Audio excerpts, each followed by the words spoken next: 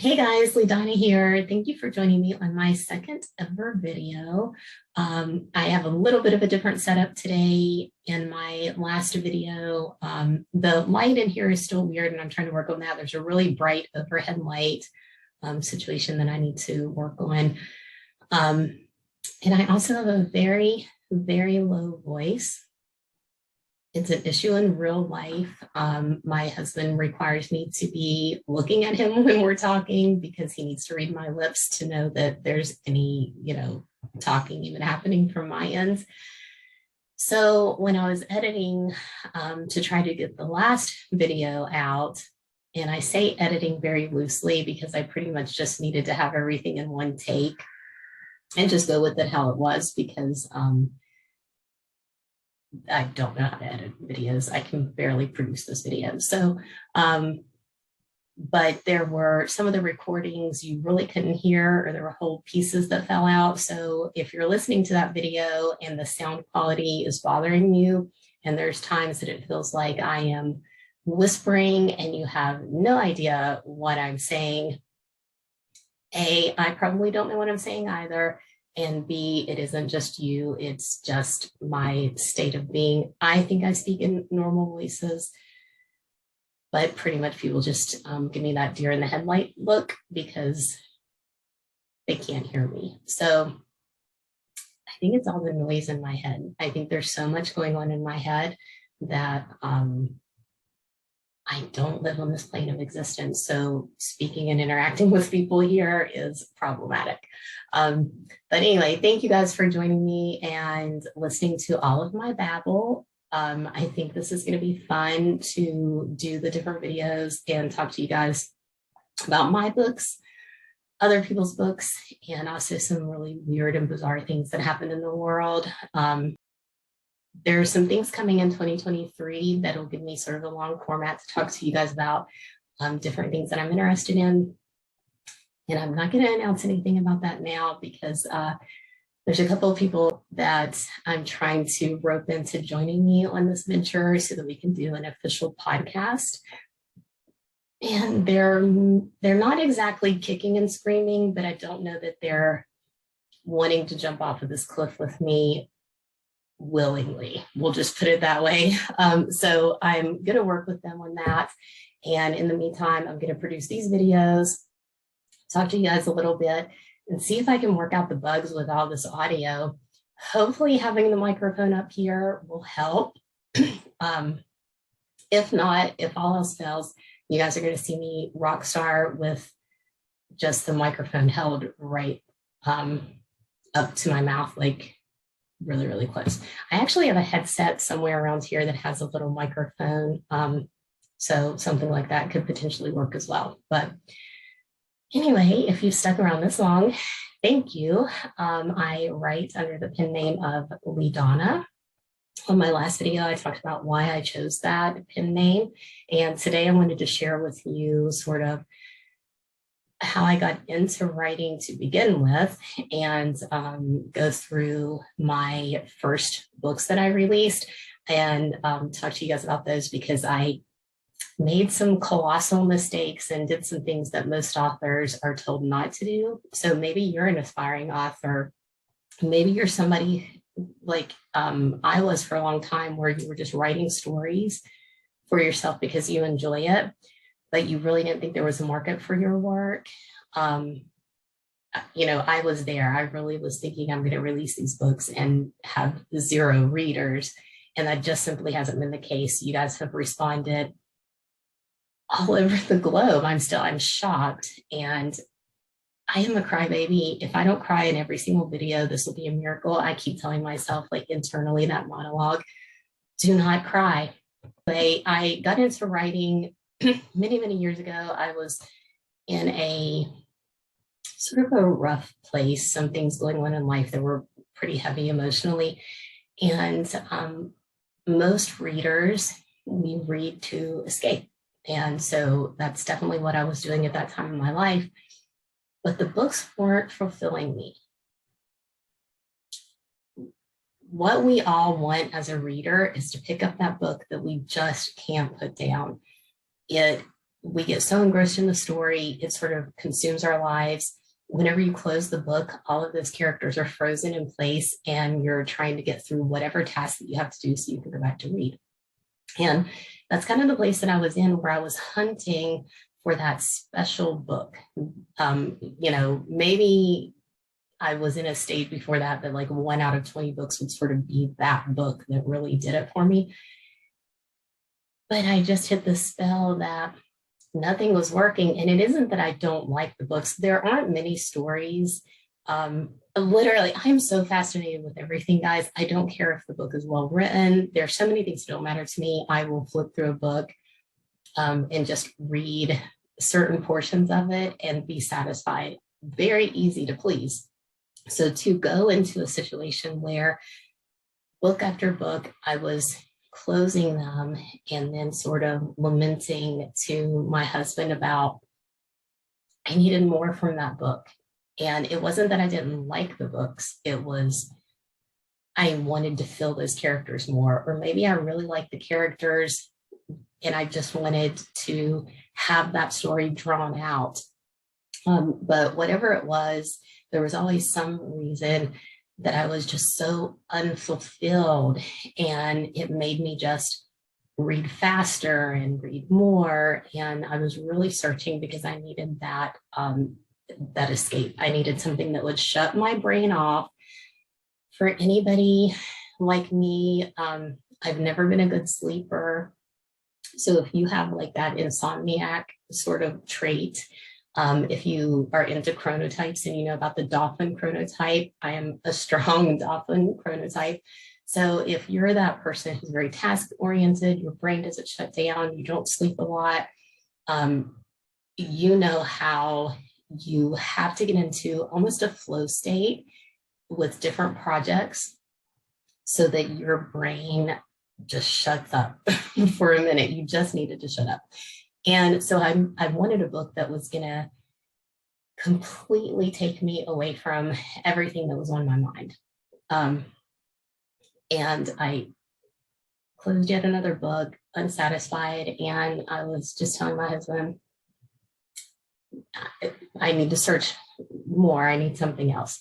And so I am very emotional. I'm very high, very low, sideways, forwards, backwards, many emotions through the course of the day.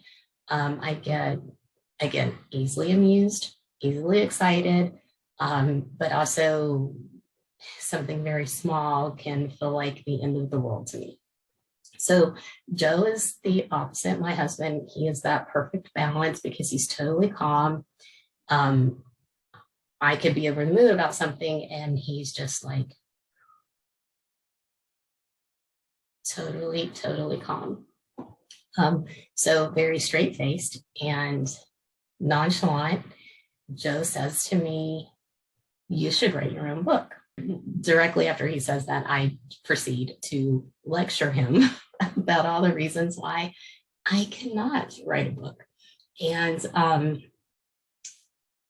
he just listened to me prattle on about everything and all of the reasons. And as soon as I stopped talking, in his very matter-of-fact way, he once again says, you should write a book. And then he just turned away and went back to whatever he was doing. So of course I was irritated because he's really good at irritating me. And I'm really, really good about getting on his nerves. It's a skill. But so I just kind of went to sleep that night just thinking, he doesn't know what he's talking about. I can't do this. And then it was sort of either the next morning or shortly thereafter, I woke up and my first book was flowing out of me. It's something I never experienced. And it was this book here, Something So Beautiful. And what's sort of interesting about this book is literally that whole morning, the chapters and the words and the characters, everything was speaking to me. And not only for this book, the whole story was there that day, but immediately the next 3 books that would be attached to this book by just a family. So these are all standalone books. This is my Beller Ties collection. It's listed as a series on retailers because they don't have an option to have a set and distinguish between a set and a series. But if you're on my website and I have something that's called a set, that means that the books are related in some way, whether, like in this case, it's each book is a standalone book, but it's a different member of the same family. So it's the family ties that run throughout those books. It could be a location.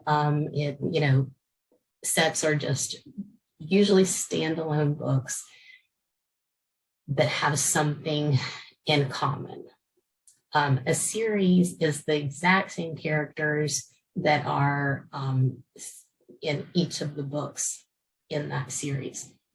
Behind me, I have Descend here, 2 different covers. And that one is a series. But anyway, this first book is a set. So the first one was there, and I immediately knew there would be 3 other books in this collection. At the time, I didn't know that I would be publishing. So this was just sitting down and writing, and it just unleashed something inside of me that I became sort of obsessed with writing. And Joe was right. Me writing my own stories was the thing that was missing inside of me. It was that thing that really hit the spot, so to speak. So I wrote the first book and then continued just to keep writing all of these stories. So then you fast forward to letting some people read the manuscript for Something So Beautiful, because you talk about writing and the people want to see it. So I did that, and I was really encouraged. People really liked it. And so I decided to publish, and I have control issues. So dolphin chronotype, insomnia, and I like to be in control of my own things. And not because I think that I do things correctly, but I just prefer to do things on my own. I don't work in teams well. It's the classic sort of creator in the space of authors, and you hear musicians and actors, actresses, like people in sort of the creative space. We're all sort of the same. We just do things on our own a lot. And so I definitely fall into that category of person. It's not healthy, not a good way to be, except help from other people, guys. But I knew pretty much I wanted to be publishing my books on my own, because I really wanted to control the whole thing on my terms and have it come out the way that I wanted it to come out, because this is not only my work, but my legacy. And again, if you watch my last video, you know that I'm very emotionally connected to everything that I do. So I did do some querying with agents, and I had some responses from them, and that was really great. And I'm sorry, the lighting, I keep seeing the lighting on my screen looks weird. I don't know if it'll come out in the video like that. I'm not sure why it's doing that, but so anyway, if you're seeing weird things on your screen, sorry, I don't know how to fix it. But so anyway, I did talk to some agents, and I had some very good feedback and all those things. But in the end, the right choice for me was to be an indie author. And so that's what I've done. And in doing that, I made some mistakes that typically authors are told, don't do X, Y, and Z.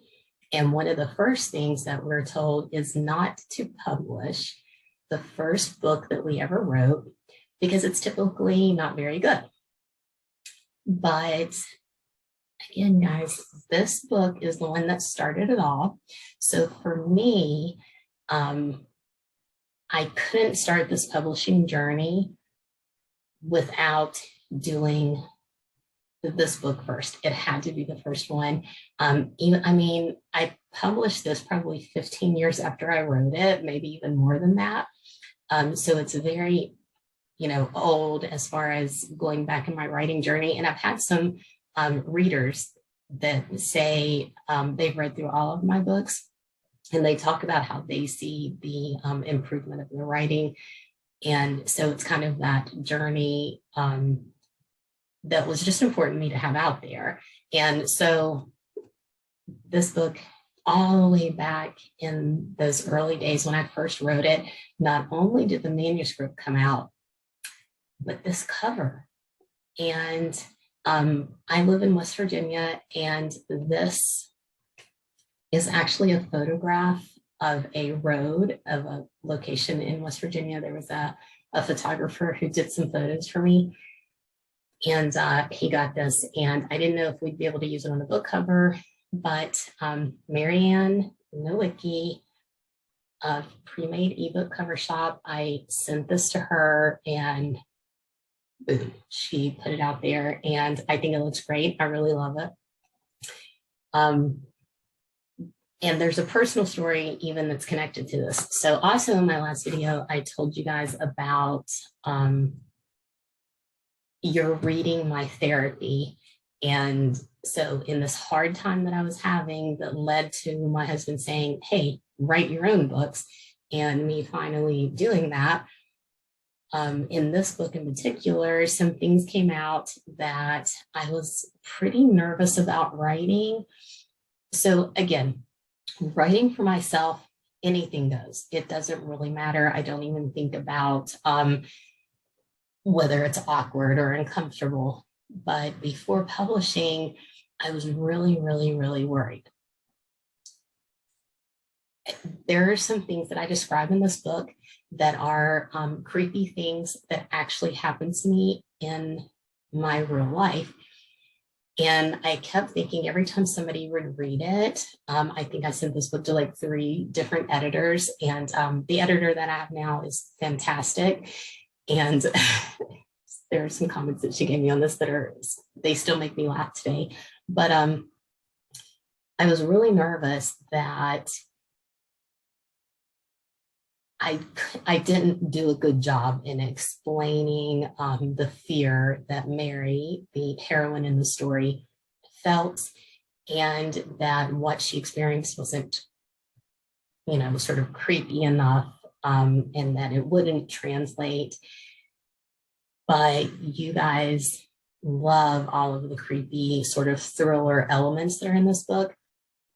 And it makes me happy because having lived some of those experiences, okay, I can't talk. I don't sleep. So we'll see if I can edit this section. If not, you guys are going to hear me saying, I can't talk and also can't edit. Anyway, some of the experiences that Mary, the heroine in this book, goes through are things that I experienced in my real life. So I assure you that they were terrifying and they were creepy. And part of those things, in this book, she experiences somebody calling her, and then they're driving by her house blowing a horn. So when you read those bits, that's exactly how things happened for me. And I had no idea what was happening. This was back when we still had landlines in our house. And so I could turn the phone off. I can unplug it from the wall. Anytime I would turn it back on or plug it in, it would start to ring again. And it was really bizarre to me that as soon as I would turn out the light in my house, like you get those creepy feelings that you're being watched. And as soon as I would turn out like the last light in the house, the phone would ring. And as soon as I would hang up the phone or unplug it, turn it off, there would be the drive-bys and the horn blowings. And I couldn't figure out, I'm like, 2 different people are doing this. I didn't know what the meaning of it was. It was just so bizarre and so weird. And then one day, as I said in my last video, I do not watch scary movies, but I was dating my husband at the time, and he wanted to watch Scream, And I didn't want to be a complete wimp, so we watched the movie Scream. And in the beginning of that movie, I'm sorry if I get emotional, but there's the scene where there are people on a cell phone outside of the house watching the girl, and they call her. Now, as I said earlier, I like to do things on my own. I don't typically share any of my drama and trauma or anything like that with anyone. So I had not told my then boyfriend that someone was harassing me, and maybe multiple someones. I didn't know what was happening. It was weird and bizarre. And as Mary in this book does, where she's like, hey, unless somebody walks right up to me and does something, I'm just going to ignore all this really strange crap that's happening. And that's exactly what I did. So I hadn't told Joe anything at all. And I'm watching that movie, and it dawns on me it's the same person, and they are outside of my house on a cell phone. Cell phones had really just sort of been out, not too long before that movie came out, I believe. I didn't have a cell phone. Not many people that I knew had a cell phone. It just wasn't a thing. This is in the day that maybe there were still some satellite phones in cars, or bag phones, or whatever those things are called. So it just had never occurred to me that literally somebody could be outside of my house watching me and calling me on the phone while they're watching me frantically, trying to figure out what is happening. And then when I would unplug and turn on the phone, they could see that.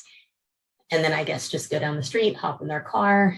Their lights weren't on. The street didn't have street lights, so I couldn't see who was out there. A couple of times I almost went out. I decided I was going to pick up a brick and throw it through the car window. But I obviously never did that. So I didn't know what was happening until I watched this movie. It freaked me out. And I still, like, there's this part of me that says I would just rather not know. It was better to not know that somebody was actually standing outside of my house doing that.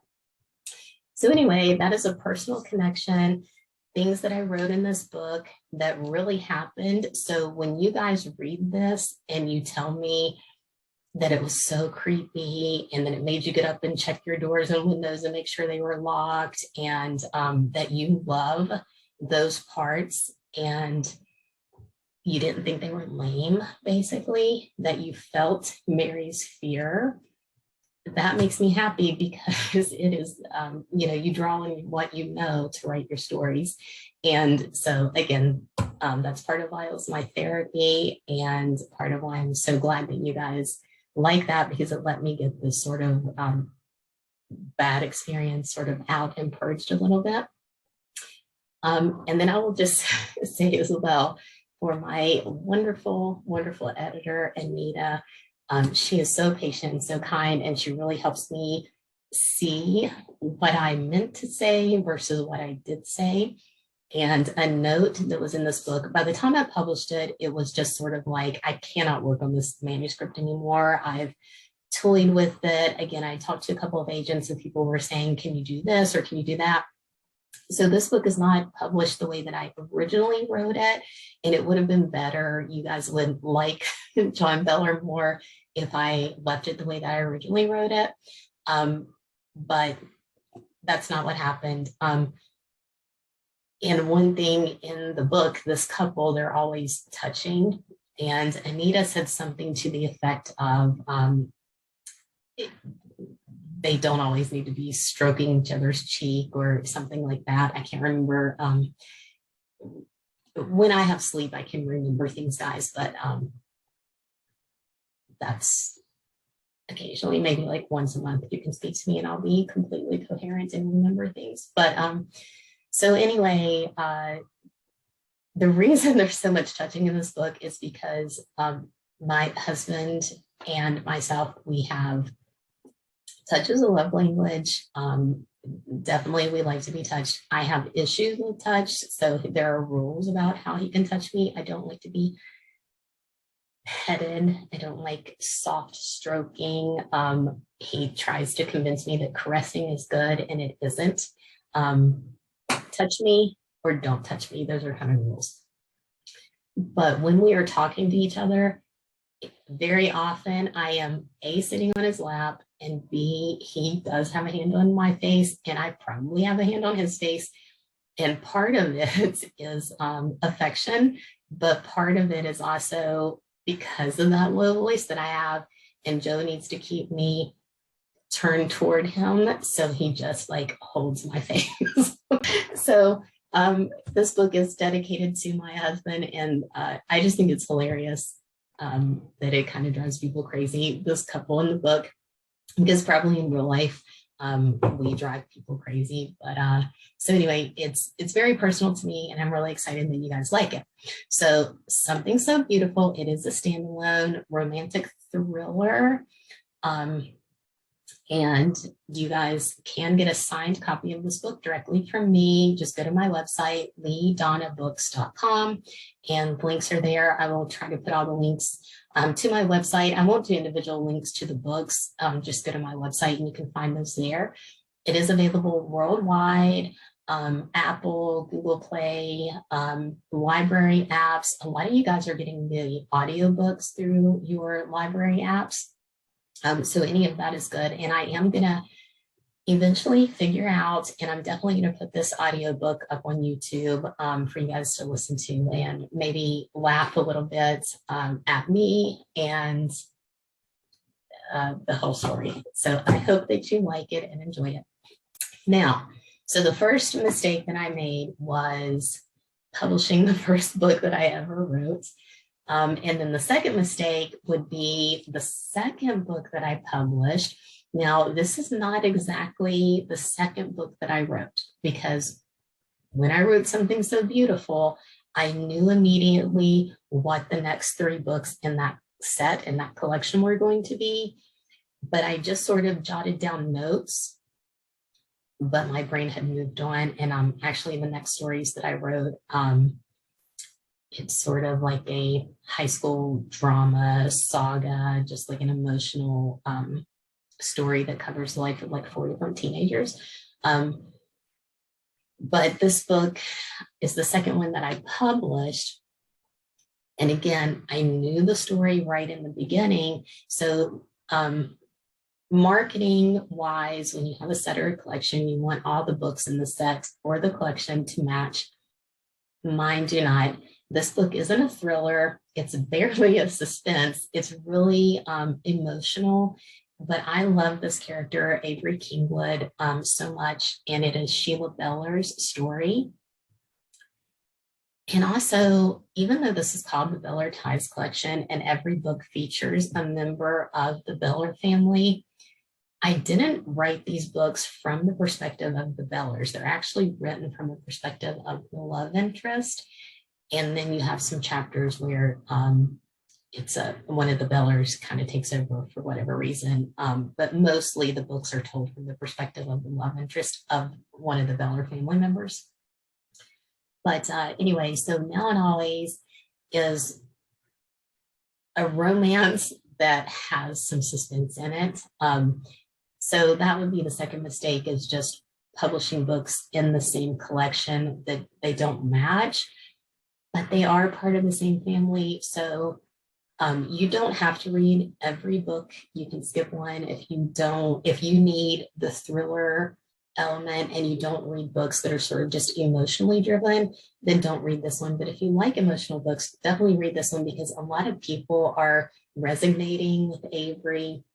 He's just like this wounded guy, and I want to hug him. I really, really love his character so much. And I think it's because he's hurt and he's damaged. And there's just something about a hurt and damaged man that we all love. We just want to hug them. So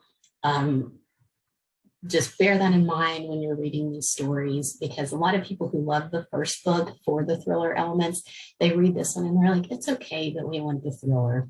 So it wasn't their favorite. So bear that in mind. I'm a very eclectic reader. I pretty much read everything. Genre doesn't matter unless it's horror.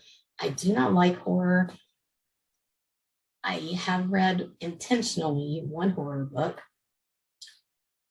And some of my later work, especially Descend, a lot of you are like, this is dark and it's horror and it's going to get worse because that's what you guys like from me. You love the way that I write thriller elements. And some of these books are going to go real deep into horror, which also makes me laugh because what is life if we're not entertaining ourselves, guys? So for me to write horror, the person who literally hides their eyes, I don't want to watch anything scary.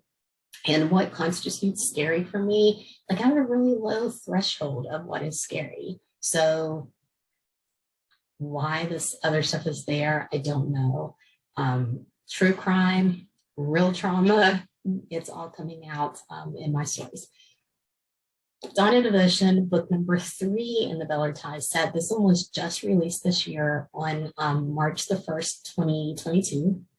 So whenever you're watching this video, that'll kind of give you a reference of when this one came out. I call it a romantic suspense. It is a romantic thriller, so it matches more with the first book with Something So Beautiful. But most people, when you guys are reading this, you're just calling it a thriller.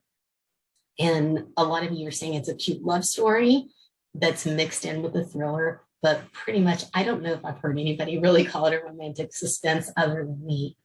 The 4th and final book in the Bellertide collection will release on September the 1st of 2022.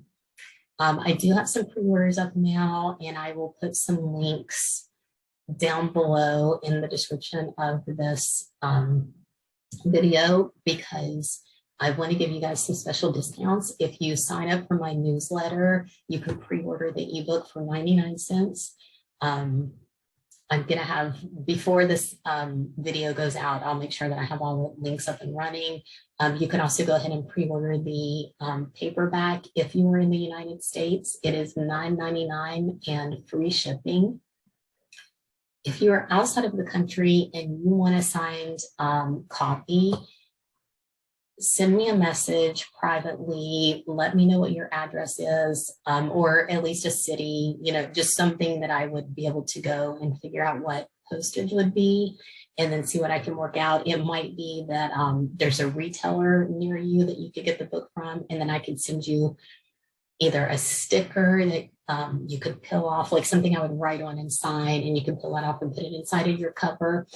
Or I could just email you a PDF version that you could print out and put inside of your book, anything like that. I want to work with you guys and give you what you want. So just you let me know what you need. I am working on other options as far as maybe doing a Shopify store so that other than just US dollars, I can have direct sales for other currencies. So I am looking at the sales sheets, looking at the different countries, so I know where to put my time in trying to organize these different things for you guys. And also, if I do a Shopify store, like right now on my website, I have like these notebooks, and I think I only have these packaged with Descend. And I'm going to talk about this thriller on my next video probably. Love this one so much, and I'm glad that readers of the world are enjoying that one as well. It's so good. But if you wanted one of these notebooks, they're just lined paper notebooks, and you either already have Descend or you want some kind of a book collection that you don't see an option to buy from my website, just message me. It's pretty easy for me. If you're in the US, it's easy for me to do a link and get you whatever combination of books. I've done that for a few people where they've said, I bought it now and always somewhere, but I need the other books. Plus they want the thriller book, plus they want a notebook, whatever combination you want. It's pretty easy for me to get a link together for that and send you so that you don't have to make a bunch of different purchases just through one link. We can get it all done.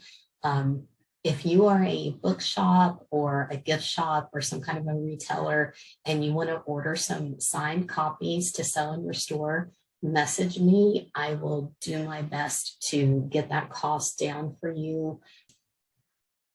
I definitely want to make sure that the books are available.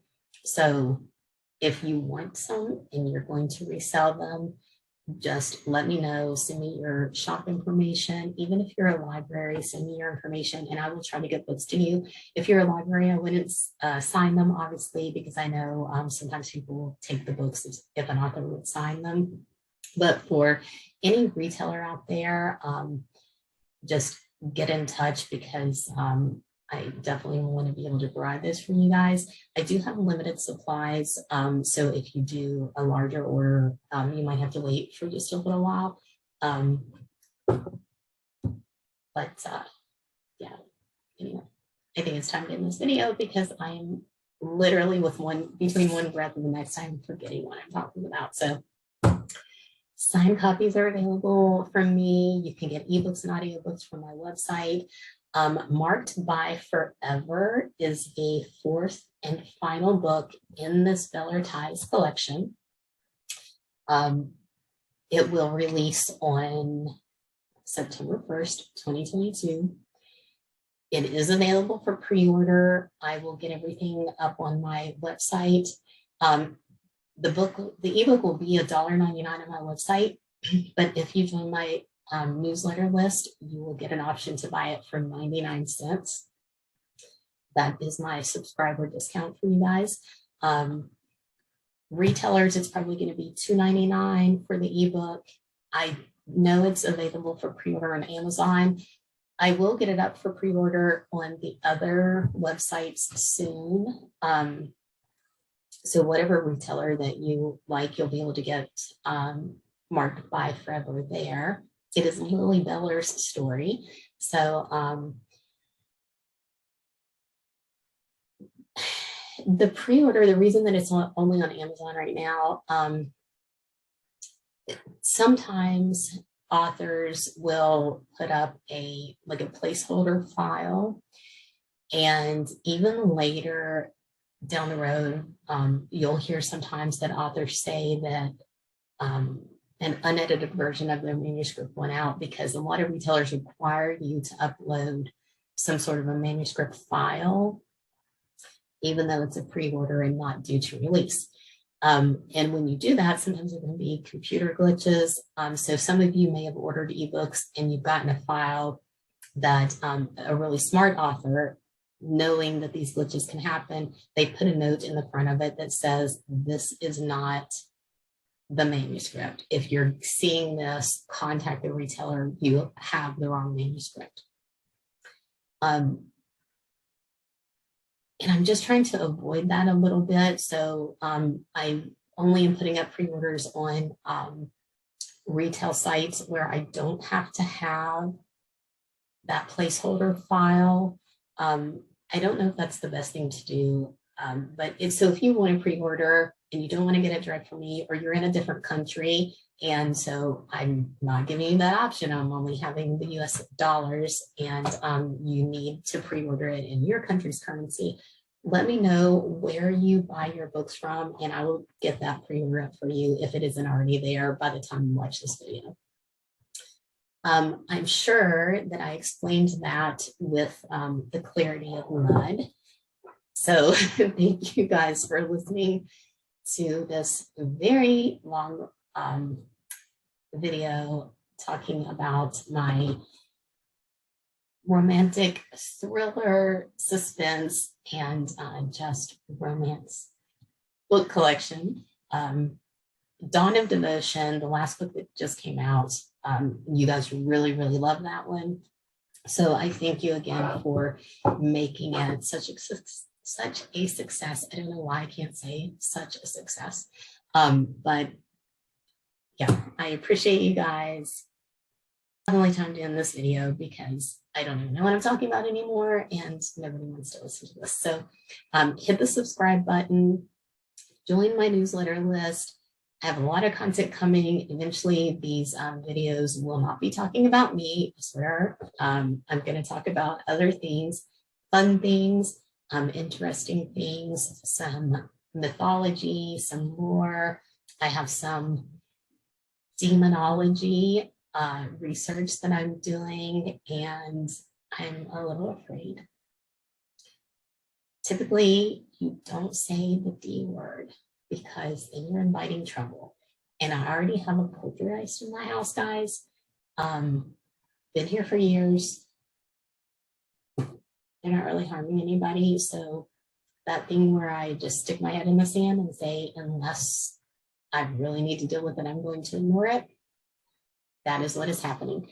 People keep telling me to put up cameras in the house. Not going to happen. I don't want to see any of it. I would rather reason everything away. Like when a ball bounces through the house and my dog is beside of me and we are the only two living creatures in this house. I don't know where this ball came from. And I really don't want to know. Could you imagine if I saw an entity?